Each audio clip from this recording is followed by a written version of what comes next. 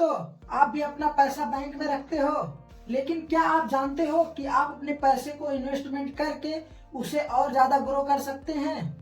आज की इस वीडियो में हम बात करेंगे कि आप अपने पैसे को इन्वेस्टमेंट करके कैसे ग्रो कर सकते हैं, बिल्कुल आसान शब्दों में। तो चलिए बिना टाइम गवाए इस वीडियो को हम शुरू करते हैं। तो सबसे पहले समझिए, इन्वेस्टमेंट का मतलब है अपने पैसे को काम पे लगाना।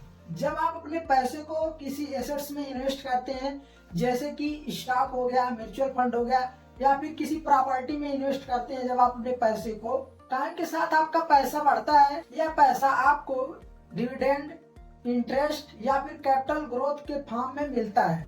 तो दोस्तों, सेविंग जरूरी है, लेकिन सिर्फ सेविंग जरूरी नहीं है, क्योंकि इन्फ्लेशन यानी कि महंगाई आपके पैसे की वैल्यू धीरे धीरे कम कर देती है। अगर आप अपने पैसे को इन्वेस्ट करते हैं तो आप इन्फ्लेशन को भी बीट कर सकते हैं। तो अब हम बात कर लेते हैं बिगिनर के लिए पॉपुलर इन्वेस्टमेंट के बारे में, जैसे कि FD, PPF, mutual fund, stock, bond, gold या फिर रियल एस्टेट हो सकता है। तो चलिए अब हम बात कर लेते हैं एक एक करके उन इन्वेस्टमेंट ऑप्शंस के बारे में, जैसे कि एफडी। एफडी मतलब कि फिक्स डिपॉजिट। इसमें अगर आप से प्लेयर हैं तो आप एफडी कर सकते हैं। इसमें आपका जो रिस्क है वो काफी कम होता है, लेकिन इसके साथ ही साथ इसमें जो आपका रिटर्न मिलता है वो भी काफी कम होता है। दूसरा इन्वेस्टमेंट ऑप्शन है म्यूचुअल फंड, जहां पे आपके पैसे को एक्सपर्ट फंड मैनेजर मैनेज करता है। तो यहाँ पे आप एसआईपी के थ्रू अपने पैसे को इन्वेस्टमेंट कर सकते हैं, और आप यहाँ पे आप बिल्कुल बहुत ही कम पैसे से अपना इन्वेस्टिंग स्टार्ट कर सकते हैं, जैसे कि 500, 200, 100 से भी आप अपना इन्वेस्टिंग स्टार्ट कर सकते हैं। तो तीसरा इन्वेस्टमेंट ऑप्शन है स्टॉक मार्केट। अगर आप रिस्की प्लेयर हैं, आप रिस्क लेना चाहते हैं, तो आप स्टॉक में इन्वेस्ट कर सकते हैं। यहाँ पे जो आपका रिटर्न होता है वो भी आपको हाई मिलता है, और यहाँ पे जो रिस्क है वो भी हाई होता है। तो ये आपके लिए है जो रिस्की प्लेयर हैं, तो आप अपने हिसाब से, अपने रिस्क के हिसाब से यहाँ पे इन्वेस्टमेंट कर सकते हैं। तो चलिए अब हम बात कर लेते हैं उस चौथे ऑप्शन की, वो है पीपीएफ यानी कि पब्लिक प्रोविडेंट फंड। ये आपके लिए लॉन्ग टर्म में काफी अच्छा होता है, जो कि टैक्स फ्री ऑप्शन है आपके लिए। तो यहाँ पे आप अपने पैसे को इन्वेस्ट कर सकते हैं। तो अब हम बात कर लेते हैं पांचवें इन्वेस्टमेंट ऑप्शन की, जो कि काफी ज्यादा लोगों के बीच में पॉपुलर है, जैसे कि गोल्ड या फिर रियल एस्टेट। यह एक ट्रेडिशनल इन्वेस्टमेंट है जिसे हम सालों से करते आ रहे हैं। तो आप यहाँ पे भी अपना इन्वेस्टमेंट कर सकते हैं। तो दोस्तों, अगर आप अपना इन्वेस्टमेंट शुरू करना चाहते हैं तो आपको ये स्टेप फॉलो करने होंगे। तो सबसे पहले आप अपना गोल सेट करें, शॉर्ट टर्म हुआ या फिर लॉन्ग टर्म हुआ, जैसे कि घर खरीदना, रिटायरमेंट प्लानिंग करना या फिर वैकेशन प्लान करना। तो चलिए हम अगले पॉइंट की बात कर लेते हैं, वो है रिस्क टॉलरेंस। अगर आप इन्वेस्टिंग शुरू करने जा रहे हैं तो इसके लिए आपको अपना रिस्क पता होना चाहिए कि आप कितना रिस्क ले सकते हैं। अगर आप अधिक रिस्क ले सकते हैं, यानी कि अगर आप रिस्की प्लेयर हैं, तो आप स्टॉक या म्यूचुअल फंड को चूज कर सकते हैं, जहां पे आपको काफी अच्छा रिटर्न मिल सकता है।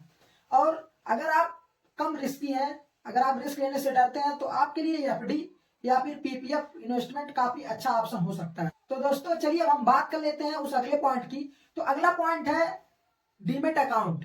अगर आपको अपना इन्वेस्टमेंट जर्नी शुरू करना है, जैसे कि म्यूचुअल फंड या फिर स्टॉक में, तो इसके लिए आपको चाहिए होता है डीमेट अकाउंट और ट्रेडिंग अकाउंट। जैसे कि आप angel one, grow, Jarodha, Upstox, किसी में भी आप अपना डीमेट अकाउंट ओपन कर सकते हैं। अगर आप अपना डीमेट अकाउंट ओपन करना चाहते हैं तो हम डिस्क्रिप्शन बॉक्स में लिंक दे देंगे, आप उस लिंक के थ्रू जाकर के अपना डीमेट अकाउंट ओपन कर सकते हैं। पॉइंट नंबर 4 है रिसर्च करें। अगर आप अपने पैसे को इन्वेस्टमेंट करने जा रहे हैं तो आपको काफी अच्छे तरीके से रिसर्च करना होगा, क्योंकि पैसा आपका है। आप अपने पैसे को किसी के कहने पे ऐसे चाहे जहां नहीं लगा सकते हैं, किसी स्टॉक में या फिर किसी म्यूचुअल फंड में। तो सबसे ज्यादा जरूरी पॉइंट हो जाता है कि आपको अगर इन्वेस्ट करना है तो आप अपना रिसर्च जरूर करें। और पांचवा पॉइंट है, आप अपनी इन्वेस्टिंग जर्नी को स्मॉल से शुरू करें, स्मॉल अमाउंट से शुरू करें। जैसे कि आप उसे 100, 200, 500, 1000 अपने कैपेसिटी के हिसाब से उसे शुरू कर सकते हैं, और उसे धीरे धीरे बढ़ाएं। तो दोस्तों, चलिए अब हम बात कर लेते हैं पावर ऑफ कंपाउंडिंग की। तो जब आप अपने पैसे को इन्वेस्टमेंट करते हैं तो उस पैसे पे पावर ऑफ कंपाउंडिंग वर्क करता है। जैसे कि आपने 1000 रुपए इन्वेस्ट किए हैं, तो आपके पैसे पे मान लीजिए 10% का रिटर्न मिल रहा है, तो अगले साल जो आपका रिटर्न है वो होगा 1100 पर। तो अगले साल आपको उस 1100 पे रिटर्न मिलेगा, यानी कि आपको उस रिटर्न पे भी रिटर्न मिलता है, जो कि आपके इन्वेस्टमेंट किए हुए अमाउंट को एक्सपोनेंशियली ग्रो कर सकता है। तो चलिए अब हम बात कर लेते हैं उन गलतियों की जो गलतियां आपको इन्वेस्टिंग के समय नहीं करनी है, बिल्कुल भी नहीं करनी है। जैसे कि बिना रिसर्च के इन्वेस्ट करना, सिर्फ शॉर्ट टर्म रिटर्न पर फोकस करना। आप अपने इमरजेंसी फंड को कभी भी इन्वेस्टमेंट मत करिए। मार्केट के इमोशन में आकर के अपना डिसीजन लेना।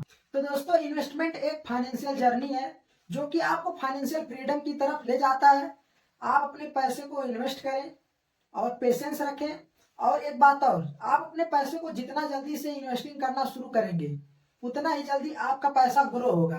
तो दोस्तों, अगर आपको ये हमारा वीडियो पसंद आया हो तो वीडियो को लाइक कर दीजिएगा और कमेंट में अगर आपका कोई क्वेश्चन रह गया हो तो उसे कमेंट बॉक्स में जरूर लिखिएगा। और इस चैनल को सब्सक्राइब कर लीजिए ताकि इस तरह का फाइनेंशियल टिप्स आप पाते रहें।